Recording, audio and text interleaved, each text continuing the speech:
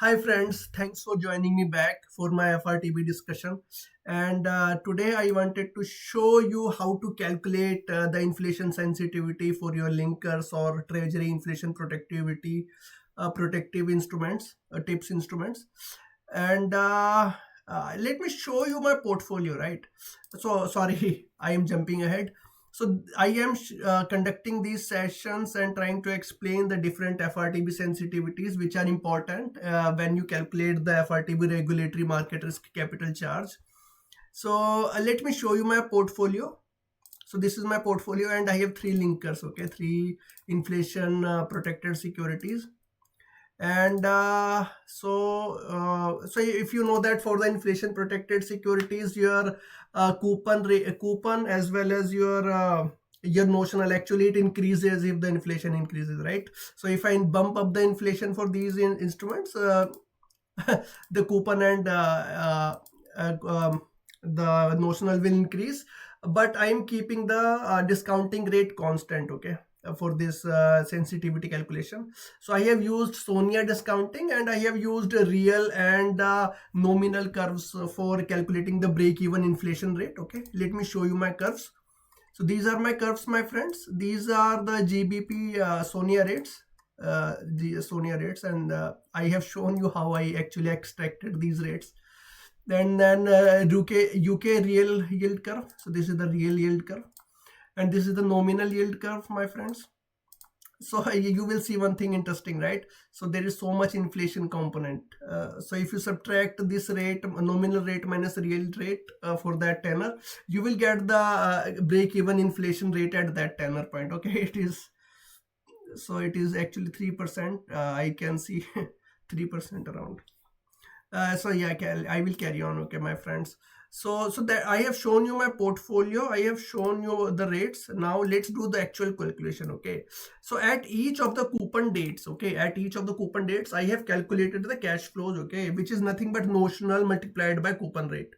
Then I have projected that coupon rate with the inflation break-even inflation rate. Okay, so I am again jumping ahead. Sorry. So this is the time actually, which is the time. Okay,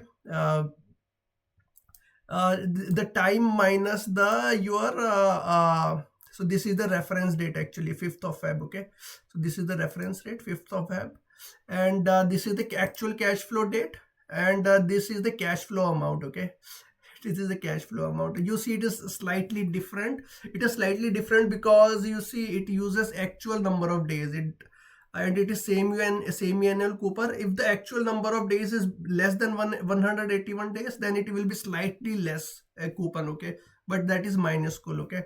And but if it is more than 182 days for that semi-annual period, then it will be slightly more, okay.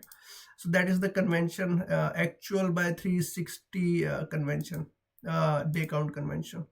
And this is the inflation rate, break-even inflation rate. So you see I have the linear interpolation for the nominal gilt rate, okay.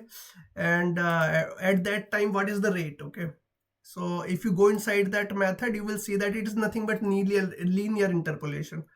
It is not log linear, okay, which quantlib does, okay.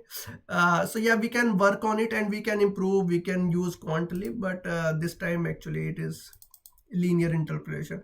And so these are the rates, okay. So these are real rates and these are nominal rates, and it is a subtraction job, okay, doing the linear interpolation of the rates, okay, and then the subtraction job.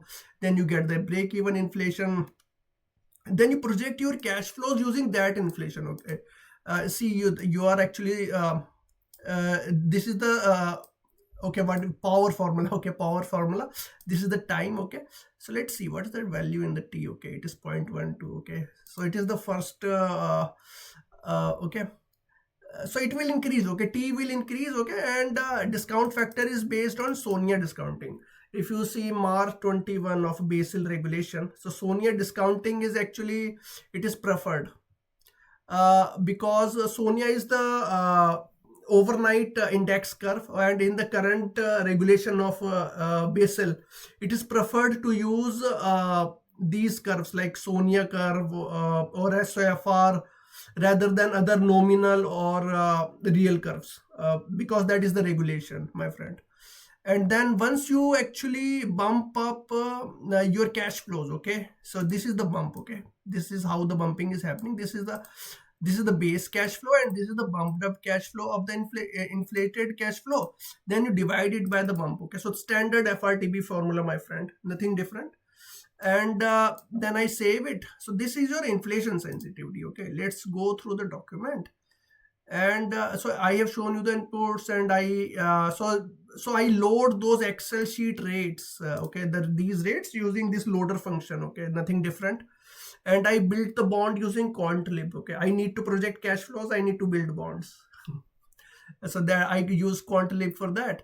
And I have shown you the mump function, and I have shown you the calculations. So I have used these many curves, my friend, okay. Two curves for calculating the break-even inflation, one for discounting as MAR prescribed. And in the end, I have converted to the USD currency because that is my base currency, okay. So my portfolio actually is uses USD as base currency, but it uses some gilt exposure actually. And it actually hedges that gilt exposure using some pay GBP and get USD interest rate swap. So I will explain it in some other session. So this is my product, okay. So it is explaining how to calculate if you see that this is the nominal rate, this is the real rate. If you subtract, then you will get the inflation actually at that tenor. And there is a very good curve here how to calculate the break even. So this is the break even curve, and you see this is the nominal gilt curve, and this is the real gilt curve, okay, all the tenors, okay. It looks very neat. And this is the all projection function, okay. You are projecting your cash flows, my friend, using your break-even inflation rate and the time to the cash flow, okay. And then you discount using Sonia, okay. So that's all, my friend, okay. And have a great day. Bye.